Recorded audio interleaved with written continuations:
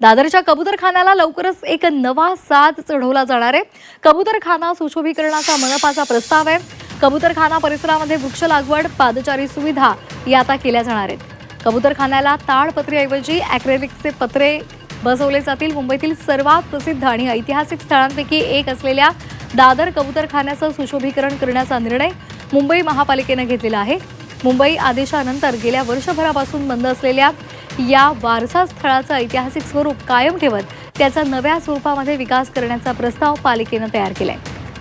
त्यानुसार परिसरामध्ये झाडं आणि फुलझाडांची लागवड, पादचारी सुविधा आणि सुशोभीकरण केले जाणार आहे। उच्च न्यायालयाच्या दादरसारख्या मध्यवर्ती ठिकाणी असलेला हा कबूतरखाना अनेक दशकांपासून मुंबईची ओळख आहे। गेल्या वर्षी ऑगस्टमध्ये मुंबई उच्च न्यायालयानं सार्वजनिक ठिकाणी कबुतरांना खाद्य घालायला बंदी घातल्यानंतर हा कबूतरखाना बंद करण्यात आला आणि त्यानंतर तो ताडपत्रीने झाकला गेला।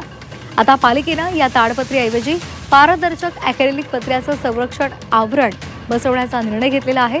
त्यामुळे वारसा स्थळाचं सौंदर्य पुन्हा एकदा नागरिकांना पाहता येणार आहे।